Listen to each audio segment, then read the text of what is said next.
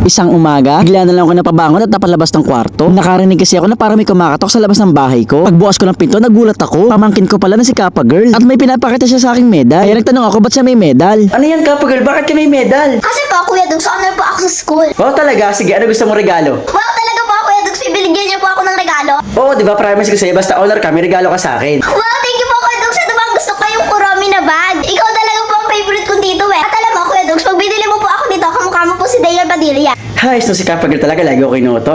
Sige na nga. Dahil mabait akong tito, matagal niya kasi winiwi sa akin itong Kuromi na bag. Eto, binili ko na para i-surprise si Kappa Girl. Bili kasi siya sa mga Kuromi. Eto nga, at i-unboxing ko na. Bukas ko nga, grabe, sobrang ganda. Para siyang unan na para siyang kumot na malambot. Sobrang sarap niyang hawakan para may bag ka na, may unan ka pa. Sigurado ako matutuwa si Kappa Girl dito. Eto nga, at ibibigay ko na to sa kanya. Okay, Kappa Girl, mulat! Wow! Thank you, Kuya Dugs, sa binigyan mo po ako ng Kuromi na bag. Favorite ko po talaga to. Kamukha mo po talaga si Dayan Padilla. Ang ganda talaga. Pagkabigay ko nga ng bag, sobrang excited ni Kappa Girl, nalagyan niya agad ng mga gamit. Nalagyan niya agad ng mga notebook, ballpen, tsaka mga suklay. Grabe, ang dami nagkasya. Yan o, saktong-sakto at bagay na bagay kay Kappa Girl. Excited na nga siyang pumasok. Thank you po, Kuya Dugs, sa binigyan mo po ako ng bag. Kamukha mo po talaga si Dayan Padilla.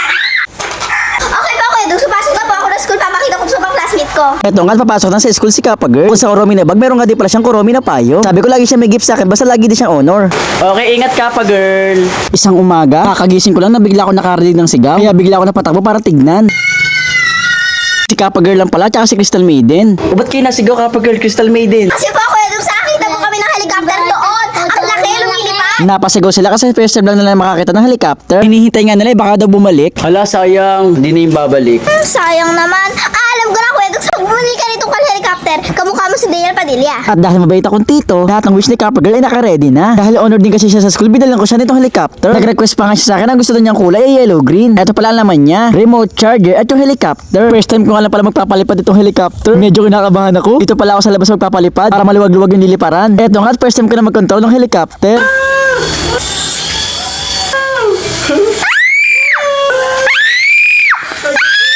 Napapasigaw nga si Kappa Girl sa sobrang saya eh. Sobrang nakaka-enjoy, sobrang sapi siya magpalipad ng helicopter. Ang kaso lang, di pa ako marunong, kaya ito napasabit tuloy sa halaman. Okay guys, si Kappa Girl naman magpapalipad. Ito nga, gustong subukan ni Kappa Girl. Ayaw nga daw niya paliparin na mataas kasi daw baka daw mabangga. Ayaw niyang pinitin yung up sa remote. Ayan na, napasigaw na siya. Ibig sabihin nun, tuwang-tuwa siya. Imbis na balipad yung helicopter, palakad na, akala mo namamasyal lang sa park eh.